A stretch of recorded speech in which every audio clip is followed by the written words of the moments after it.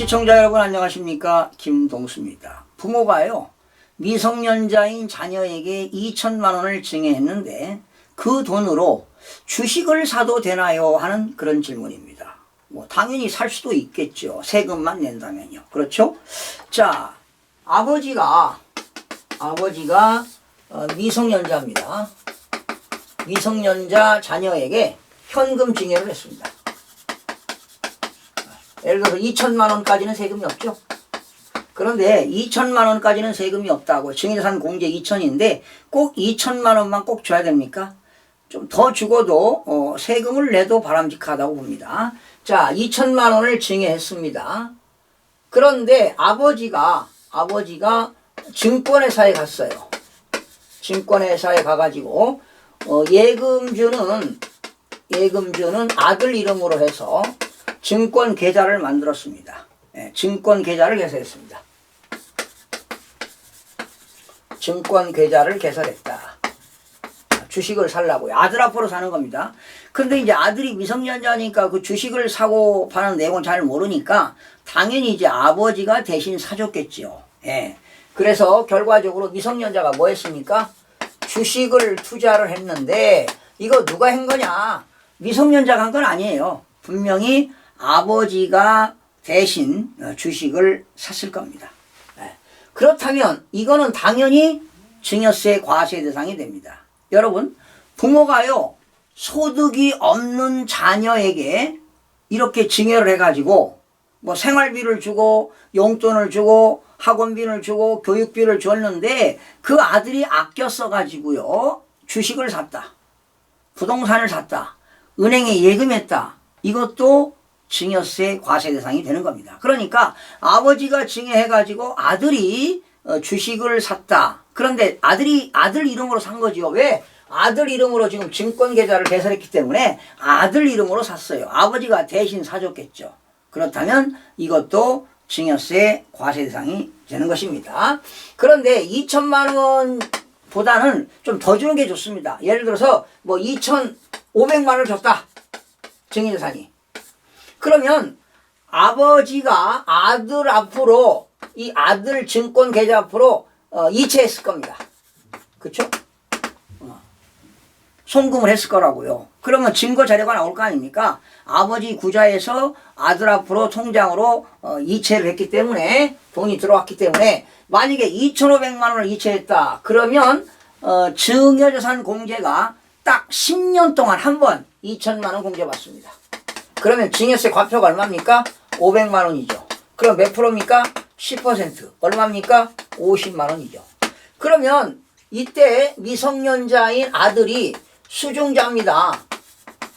수중자가 50만 원의 증여세를 내면 되는데 아들이 돈이 없어요. 이때 아버지가 다시 이 증여세 50만 원을 내주는 것도 또 증여로 보는 겁니다.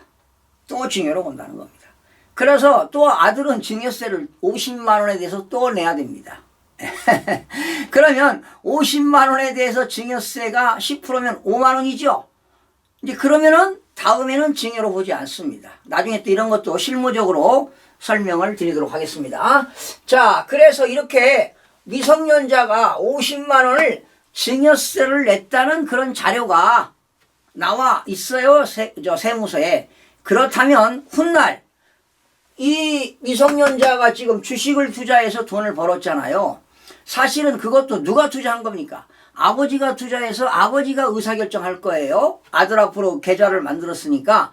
그래서 2,500만 원을 가지고 주식을 투자해가지고 또 투자 수익이 생겼다. 그렇다면 이것도 증여로 보는 겁니다.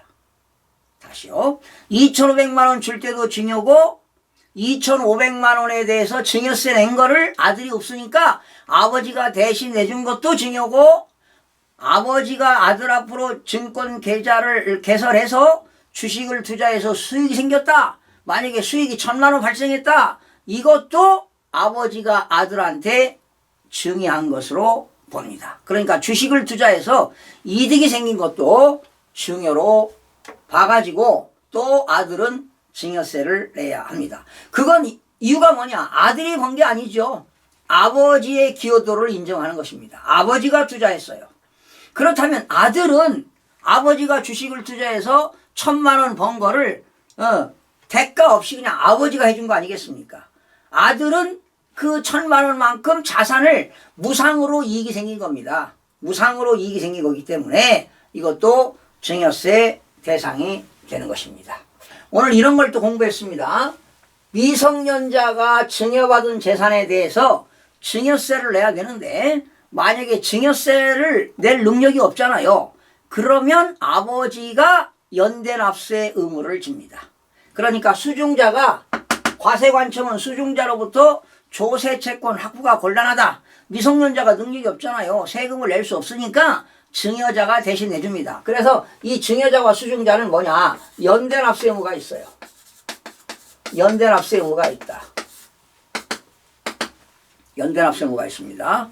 그러나 이 미성년자가 만약에 비거주자라면 국내에 주소가 없다면 당연히 2,000만 원 공제가 될 수가 없습니다. 예. 그리고 수중자가 내야 되는데 증여자가 대신 내줬다. 역시 연대납세 의무를 진다. 대신 내주는 것도 증여로 본다. 그래서 아버지가 주식을 투자해서 수익이 발생했다면 아버지의 기여도를 인정해가지고 아들이 아버지로부터 증여받은 것으로 봐서 또 증여세, 과세 대상이 된다는 것입니다. 그래서 여러분 꼭 2,000만 원을 줄 필요가 없습니다. 2,000만 원까지는 세금이 없어요. 그래도 신고하는 게 좋습니다. 증여세가 없다 하더라도 증여했다고 신고하는 게 좋습니다. 그러면 아버지가 아들에게 2,000만 원 증여했다. 10년 통산이니까 나중에 또 증여할 때는 증여재산 공제 2,000만 원을 공제받을 수가 없다는 사실입니다. 시청해주신 여러분 고맙습니다.